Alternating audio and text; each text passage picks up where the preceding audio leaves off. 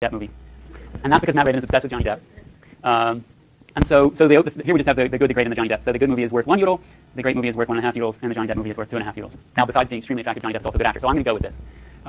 And then the student has a beta of 1/2, which is catastrophically small, but it's mathematically convenient. So this is just an illustrative example, so let's just go with it. And then here, this should puzzle you or trouble you. Delta equals 1. We're going to make this really big simplifying assumption that long-term discounting is non-existent. Why might that be okay for this example? Because we have only 3 periods? Well, I don't know. If delta was small and the periods were long, it can still do a lot of damage. The problem set's due in a couple days. So how long is a period? 1 day. Delta captures a psychological phenomenon that extends over the entire lifetime of the individual. So if I say that your yearly delta is 0.99, you're actually going to wind up discounting your retirement, which for you guys is, you think it's 55 years out, but it's actually going to be 60 by the time you get there. If you multiply 0.99 by itself 50 times, the number gets really fairly small. If delta is a daily or weekly discount rate, and it's got to explain how you feel about your retirement, it's unrealistic to think that it's so close to 1, it might as well just be 1. Yeah, Chris. So is delta pretty much the factor that we use to assign the probability that we will die before we get to enjoy experience X? Did everyone hear Chris's question? Is delta the probability that we assign to the number that we assign to the probability that we'll die before we get to enjoy some future outcome? Now, this is, I'll take a moment to this. So it seems like a crazy notion, right? I actually think that's right, and I'll tell you why. Leaving aside the taste for immediate gratification, which is not always an evolutionarily adaptive preference, right? You should save for your retirement. Even though you won't be having kids, your kids will, and it'll be a good idea if you're around to take care of them from an evolutionary perspective. Why should you not care about your retirement? You're going to be you when you retire, right? Why are you discounting that at all? Right? So normatively, a lot of people feel like the appropriate number for delta should be 1, because you shouldn't be discounting the future. It's bad for you, even if we leave beta out of the mix, even if we leave immediate gratification out of the mix. It's a bad idea to discount the cost of your current actions on your future self, unless you think that there's a non-trivial probability that you'll be dead before you get to your retirement. Okay? And if that probability accrued on a constant basis, probability each year was delta, which isn't, it's lumpy. You're much more likely to die now from doing something stupid like driving too fast than you are to die when you're my age, when you're being incredibly cautious. And then again, much more likely to, right? So delta actually isn't constant, even if we think of it in terms of the probability of dying. But that seems to me like psychologically a good reason to discount the future. I'm pretty sure it isn't the real reason people discount the future. But at any rate, when the time periods are very, very short, a day, a week, or even a month, it's quite realistic to just set it equal to 1, because it's not actually doing any useful work in the model on those short time horizons. Okay, so what happens? Let's suppose that at time 0, right, so the person is comparing different plans of outcomes. When will I have to miss the movie? But keep in mind that plans aren't purely determined by our current actions, but by our current actions and also our future actions. But let's just create a hypothetical scenario where the person can choose the plan and then commit to it, so their future actions are not implicated in the choice. Okay, so they can pre-commit perfectly to doing the problem set on any given day. Asking this individual, I'm sorry, this is annoying, but at Berkeley, in the econ department, when you have an illustrative example, the gender is always female. Just always, always, always. And it's because economists are almost all men, and they're very uptight about being thought of as sexist. So they just default to everything always being female. And because this example is from somebody else's, and I haven't gotten around to changing that to like alternating back and forth, what I do is I think sort of culturally more appropriate, which is, well, I'll tell you what I do in a little bit. You'll see, when I get to the problem set, you'll see what I do and why. But this student is going to be female the whole time. So suppose that now she can make a decision and commit to it perfectly as to when she wants to do the problem set and miss the movie. Okay? Here are the actual instantaneous utilities that she's really going to experience from the movies. So missing one is going to be a cost, either a cost of 1 or a cost of 1.5 or a cost of 2.5. Okay? But from the perspective of time 0, or self 0, or her period 0 self, if she does it in period 0, the discounted cost is 1. Well, it isn't actually discounted. If it's done in period 1, the discounted cost is half, right? Because that's in the future. It's 1/2 times the instantaneous cost, so it's 3/4. And if it's done in period 2, it's 1/2 of the instantaneous utility, which is 5/4. So from the perspective of now, even though she's able to identify that the now movie is not as good as the tomorrow movie, she doesn't want to have to give up now. So she says, I'll give up the OK movie, which is 1.5, because I'm treating that as 3/4. But the Johnny Depp movie, even though I'm discounting it, it's good enough that it's bumping it above my undiscounted desire to go to the current movie. So I'll just put this off for 1 period, and I'll miss the good movie. I'll miss the great movie, and kind of, I'm hurting myself a little bit because, in some normative sense, like long-term sense, I'll look back on this and say, I wish I'd gone and done the problem set the first night and seen the great movie and the Johnny Depp movie, but at least I didn't miss the Johnny Depp movie, right? Okay. So she commits to doing it in period 1. Great. Now we could cogitate on how she might accomplish that commitment. I don't know, right? That's tricky. But let's just say hypothetically that she can commit. Now let's say that she can't bind herself. What actually will happen? So now what we're doing is we're introducing this complication in intertemporal decision making that's caused by the fact that you don't actually choose your plan unambiguously in the first period the way you do with gambles. You actually get what plan actually transpires depends on your current choices and your future choices.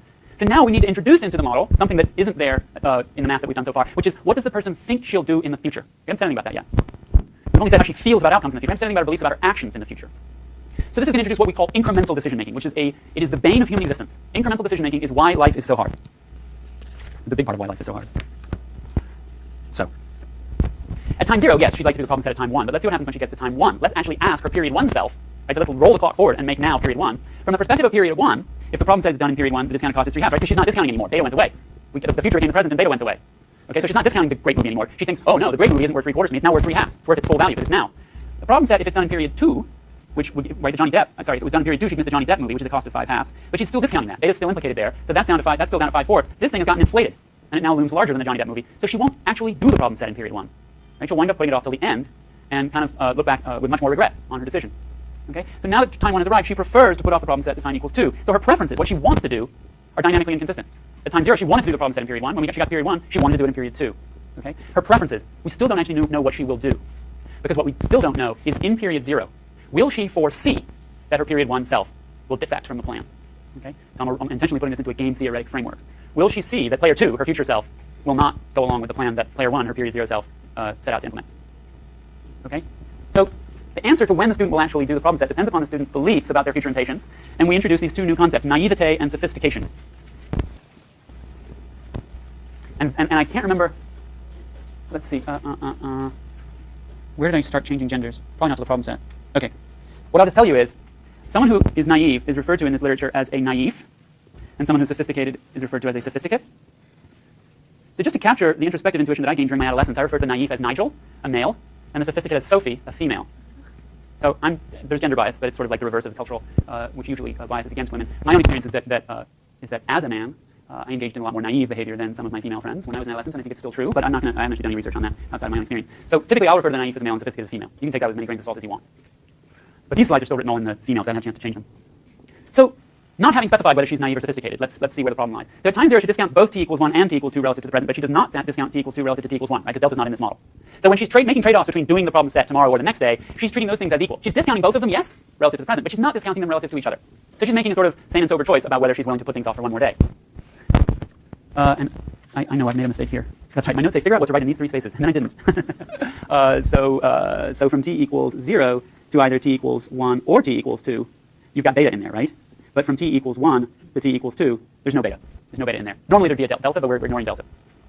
At t equals 1, all of a sudden she starts discounting 2, right? If t equals 1 is the present, then when she thinks about t equals 1 versus t equals 2, all of a sudden there's a beta in there. So the point is that this trade-off between the first period and the second period feels different to her than the same trade-off one period later. That's the reversal. Okay? And the question is, does she foresee this change at t equals 0? In other words, is she aware of her own time inconsistency? Or does she naively think, well, I'm impatient now, but later I won't be. I'm impatient now, I really want to go to this movie, but tomorrow I will be good. I'll be a good student.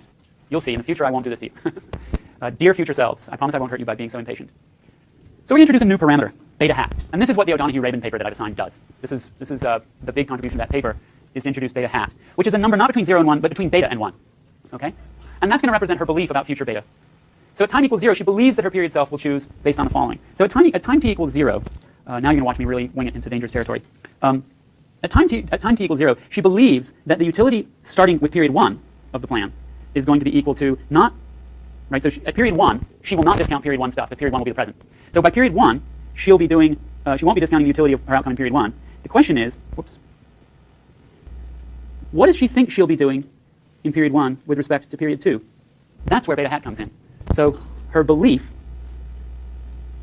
about her preferences at t equals 1 from the perspective of t equals 0.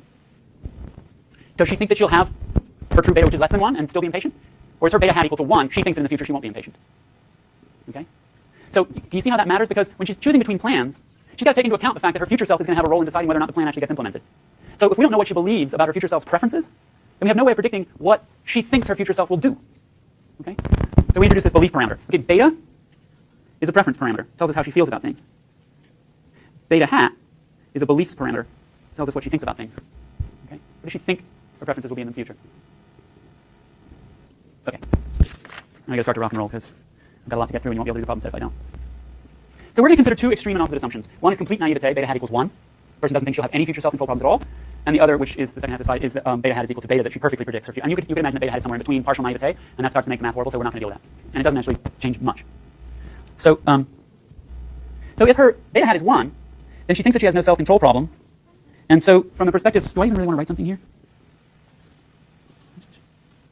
I have completely lost track of what I thought I was going to write in that space, and now it seems to me that there's nothing really interesting to write there.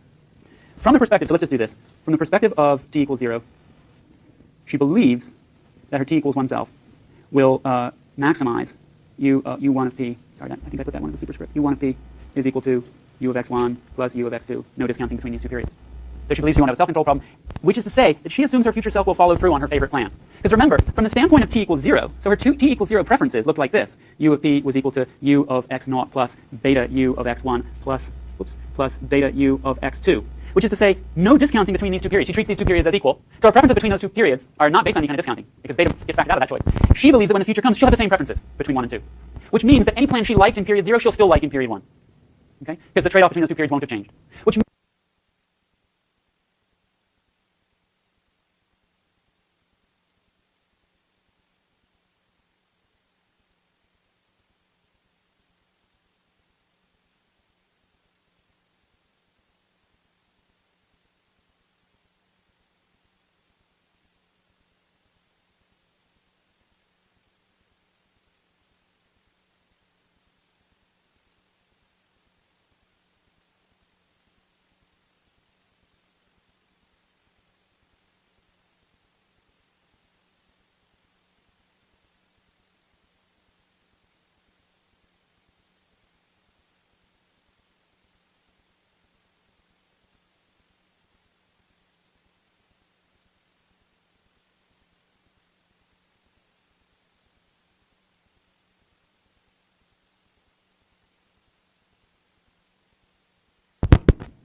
Okay, so the rustling noise means the battery's dying.